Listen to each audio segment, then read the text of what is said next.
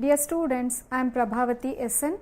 In today's episode, I will be talking to you about the second part of vitamin C. In part 1, already you have learnt about the history of the discovery of the vitamin and its importance in various physiological role. So, in the second part, you will be studying about the factors which are considered in arriving at recommended dietary allowances, the major physiological roles, disorders resulting due to deficiency, diagnosis of deficiency and the bioavailability of the vitamin, and treatment of deficiency disorder. Moving on to the recommended dietary allowances, ascorbic acid is essential for proper absorption and utilization of non-heme iron. To obtain the benefit, both ascorbic acid and iron must be consumed at the same time in same meal. It is very important that the RDA has to be kept at a level that is just considered to be sufficient enough to promote the absorption of non-heme iron and for the prevention of scurvy. After thorough evaluation of the available evidences, the committee has decided to retain the earlier recommendation as it is for all the age groups except for pregnancy. Now let us define the requirement. Generally, the requirement is determined by depletion and repletion studies. To cure scurvy, the minimum daily intake is as low as 6.5 milligrams. The levels required for leukocyte saturation after a complete depletion has been found to range between 10 and 20 milligram. However, the ICMR has fixed 40 milligram as the daily intake based on the assumption that about 50% may be lost during cooking or storage of foods. The requirement for various age groups is discussed as follows. Adults, the minimum requirement has been determined based on controlled human experiments. Medical Research Council UK carried out studies and showed that about 10 mg ascorbic acid should be taken daily for curing scurvy. Urinary levels have been found to fall rapidly, but the clinical signs and symptoms of scurvy appear only when the body pool has reduced to less than 30 milligrams. The absolute minimum amount needed to cure the condition is 6.5 milligram per day. The requirement for ascorbic acid among Indian adults is mainly determined on the minimum intake needed to maintain vitamin at saturation level in leukocytes. When leukocyte was saturated with large doses, it was seen that for some subjects an intake to maintain these levels, while among others it showed a decline. When intake was increased to 20 milligram, saturation was found to be maintained for about 100 days. Based on these results, the committee recommended an intake of 20 milligram per day. Considering the losses occurring during cooking and other processing techniques, it was fixed at 40 milligram per day. Pregnancy.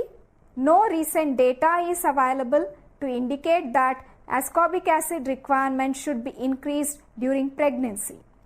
Demand from the growing fetus will be too small. Hence, extra allowance is not needed as the normal recommended levels ensure a sufficient safety margin. However, the committee has suggested an extra 10 mg per day during the entire course of pregnancy to facilitate for the accumulation and to meet extra demands of the growing fetus, particularly in third trimester. Accounting for the cooking losses of 50%, the RDA has been set at 60 milligrams per day. Now let us study about the requirement during lactation. Based on the level of secretion of ascorbic acid in human milk, the additional needs to be met during lactation are calculated. Healthy, well-nourished woman may secrete 700 ml milk per day with an average ascorbic acid content of 3 milligrams per deciliter. With this assumption, the committee has fixed an additional requirement of 20 mg per day. Hence, during lactation, the total intake per day is fixed at 80 mg. For infants and children, a daily intake of 25 mg for infants has been suggested by earlier committees, assuming that breastfed infants would receive good amount of ascorbic acid. For children, about 40 mg per day has been suggested. Now let us learn about the major functions of vitamin C in the body. Collagen formation. It is a major structural protein found in connective tissue, bone, teeth, cartilage, skin and scar tissues. It is formed from a precursor protein called tropocollagen via a hydroxylation process of proline and lysine respectively within the tropocollage. These hydroxylation reactions proceed only in the presence of vitamin C. Impaired vitamin C status results in defective collagen synthesis, which impairs the process of wound healing, disruption of capillaries, faulty bone and tooth formation. The primary effects of impairment in collagen synthesis is manifested as small pinpoint hemorrhages as a result of weakness in the membranes that generally forms the lining of the blood capillaries. This leads to escape of blood into the enlarged intercellular spaces, resulting in capillary bleeding, which is commonly observed in scurvy. The other noticeable effect of impaired collagen synthesis is defective bone matrix formation, leading to impaired bone mineralization. As a result, the bones are displaced from their joints. Role of vitamin C in carnitine synthesis. It is a nitrogen containing organic compound which takes active part in the transport of fatty acids into mitochondria for oxidation reaction. This in turn releases energy for utilization by the body's cells. Neurotransmitter synthesis. It is essentially needed to sustain the activity of the copper containing enzyme dopamine oxygenase. This helps to catalyze the oxidation of dopamine to synthesize the neurotransmitter norepinephrine. In the process of biosynthesis of serotonin, vitamin C is known to play an active role in the hydroxylation of tryptophan. This is indicative of the fact that brain and adrenal glands contain high amounts of vitamin C. Vitamin C is also known to be involved in the activation of certain hormones.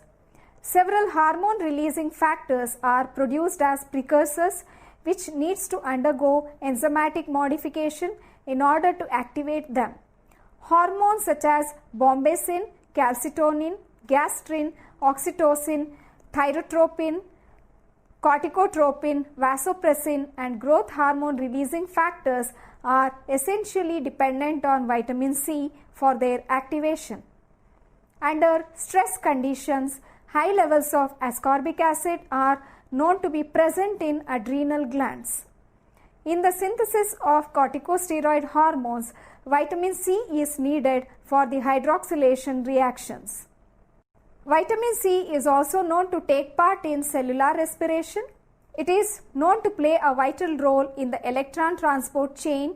The optimum activity of cytochrome oxidase would take place only in the presence of ascorbic acid. Vitamin C also facilitates tryptophan metabolism. During the synthesis of serotonin, the hydroxylation reaction converts tryptophan to hydroxyl tryptophan by the enzyme hydroxylase. For this particular reaction to occur, the presence of vitamin C is considered to be very essential. Vitamin C also has a vital role in immunologic function. An enhanced synthesis of immunoglobulins and phagocytic action of leukocytes occurs when vitamin C is present at optimal concentration. It also helps prevent cataract. It is known to significantly reduce the risk of cataract formation. It also plays a major role in metabolizing the cholesterol. The enzyme 7-alpha hydroxylase plays an essential role in the synthesis of bile acids from cholesterol. An enhanced level of synthesis can be expected to occur in the presence of vitamin C. It is also involved in the maturation of erythrocytes. It is helpful for the conversion of methemoglobin to hemoglobin. Ascorbic acid is needed for the degradation of hemoglobin to bile pigments.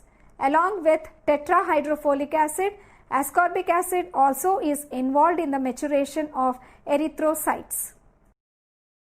It promotes drug detoxification. Within the body system, vitamin C is essentially needed for the optimal activity of several drug detoxifying metabolic systems. The mixed function oxidase system and the flavin monooxygenase system in the liver can function effectively when vitamin C is present at an optimal concentration. It also acts as a general antioxidant. Normal metabolic processes in the body results in the production of a wide variety of harmful oxidizing agents. This mechanism is also being observed when there is an increased exposure to drugs and to environmental pollutants. Several enzymes and antioxidant reducing agents such as vitamin E, beta carotene and vitamin C are capable of converting these oxidizing agents into harmless substances, which can later be excreted. Vitamin C helps in scavenging many types of oxidizing free radicals. Vitamin C is also involved in the regeneration of reduced form of vitamin E, which is again a well-known antioxidant nutrient. It also helps to maintain the structure of blood vessels. It prevents tissue damage and hence the development of cardiovascular disease via its antioxidant property. It also helps in iron metabolism.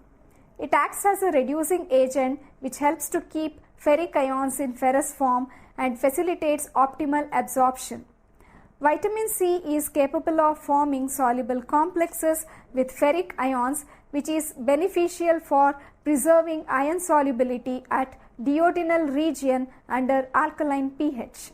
Vitamin C is also involved in the transfer of iron from blood plasma into ferritin, which is a storage form of iron in the liver. It also facilitates the release of iron from ferritin as and when required. Vitamin C is known to assist the process of absorption of calcium via preventing its incorporation into complexes that are mainly insoluble in nature. One of the unique functions of vitamin C is that it converts inactive form of folic acid to its active form dihydrofolic acid and tetrahydrofolic acid respectively. It also promotes the stabilization of the active form of the vitamin. Now let us study about the disorders resulting due to vitamin C deficiency. The severe form of vitamin C deficiency is manifested as scurvy, which is virtually very rare throughout the world. Improper cooking practices and low intake of fresh fruits and vegetables have been considered as the major causative factors of dietary deficiency of vitamin C. The early symptoms are said to be non-specific, which may include listlessness, fatigue, weakness, shortness of breath, muscle cramps, aching in the bone, joints and muscles, and loss of appetite.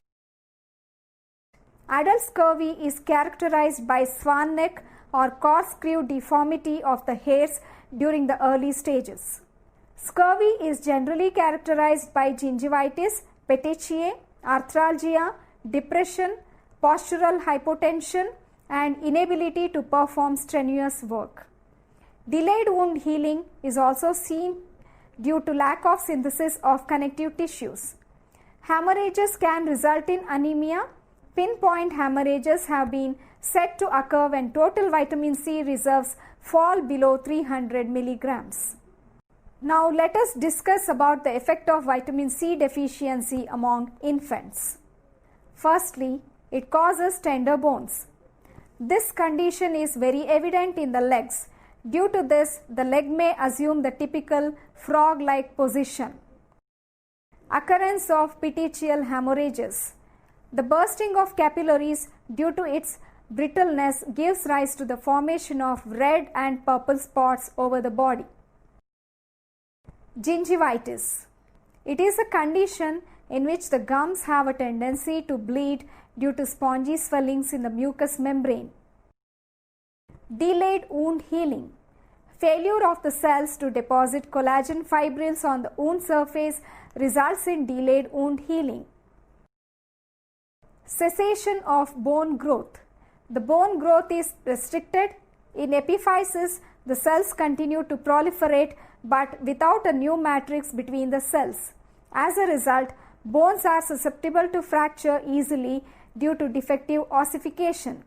Children are also known to be affected by anemia and pyrexia.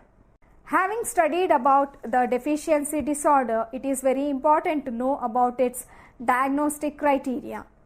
Diagnosis. Depletion studies in healthy volunteers provide substantial information regarding the assessment of status. A drop in the plasma level of ascorbate to 7 to 11 micromoles and below within a period of 4 weeks with a supplementation of diet either completely devoid of vitamin C or with 10 mg vitamin C per day. It was also noted that about 14 weeks elapsed before the appearance of scurvy. In contrast to this, the levels of vitamin C in leukocytes were found to fall gradually after providing depletion diets for 14 weeks. A level of 6 to 11 micromoles per liter in serum indicates poor dietary intake of vitamin C and is said to be a probable risk factor associated with the occurrence of scurvy. The leukocyte ascorbate levels are considered as the truer indicators of vitamin C status.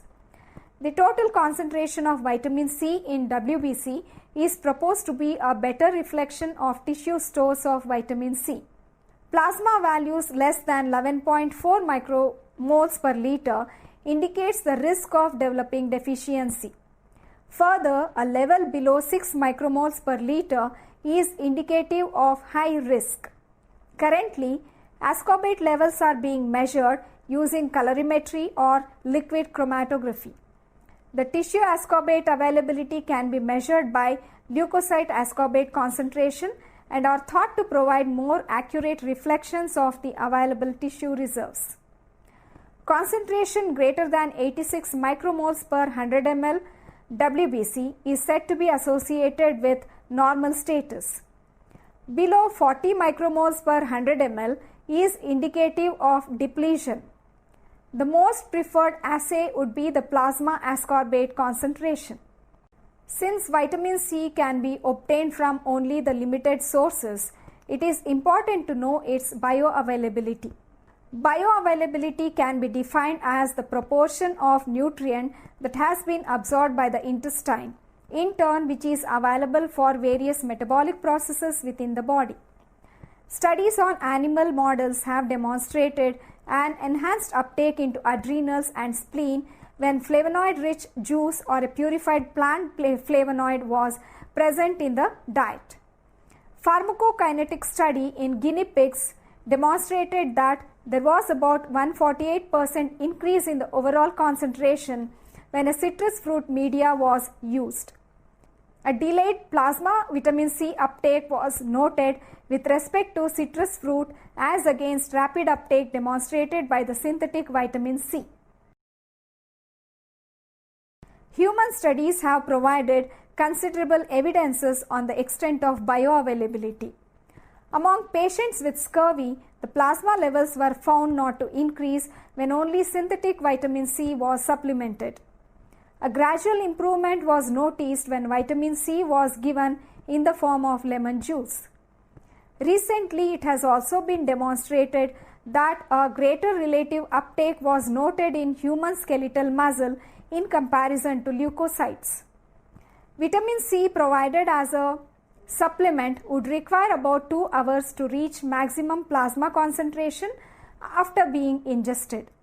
With respect to citrus fruit media, a still longer time was needed to reach maximum concentration. In a study, 500 mg vitamin C was supplemented to volunteers either with or without the citrus fruit extract. It was noted that the presence of citrus fruit tended to delay maximum plasma levels by 1 hour and resulted in an increased bioavailability to the extent of 35%.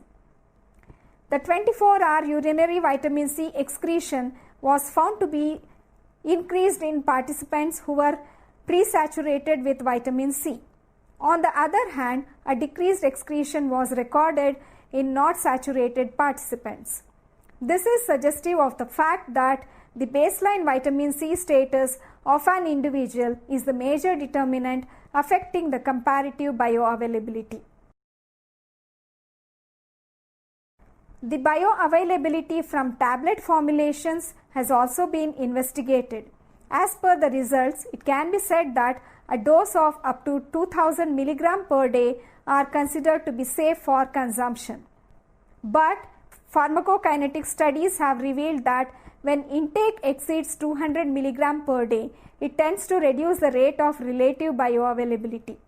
Data on tablet formulations have showed that slow release formulations to exert enhanced bioavailability.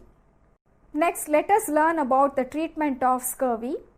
Scurvy can be cured with as little as 6.5 mg of ascorbic acid daily, but a dose that is required to correct the deficit and to replete the body stores, an individual must take 100 mg ascorbic acid 3 times a day. The manifestations of scurvy often tend to recede promptly, and in some cases dramatic changes can also be seen. With ascorbic acid supplementation, the symptoms would disappear within a few weeks. Subjective improvement is most commonly known to begin within 24 hours of providing supplementation. The other symptoms such as lethargy, anorexia and pain would disappear completely in 2 to 3 days. The problem of swelling in the joints could be resolved in a few days' time. The skin lesions with purplish color would quickly subside in 2 to 4 weeks, whereas the brown pigmentation takes quite some time to disappear. The hyperkeratosis decreases in 1 to 2 weeks. Changes in the gums might be seen after 1 to 2 weeks of supplementation. Complete recovery might take 3 months. The increase in the reticulocyte count is expected to increase substantially within 10 days in anemic individuals. Hematocrit values would return to normal range within few weeks of treatment.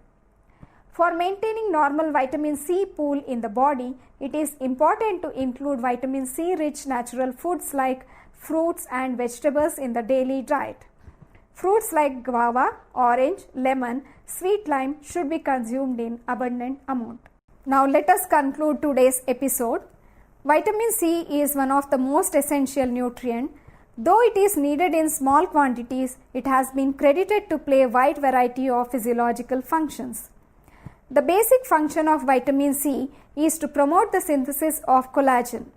It is also needed for facilitating proper assimilation of iron in the body. Deficiency of vitamin C can lead to scurvy. The common manifestations include bleeding gums, pain in the joints, petechial hemorrhages, etc.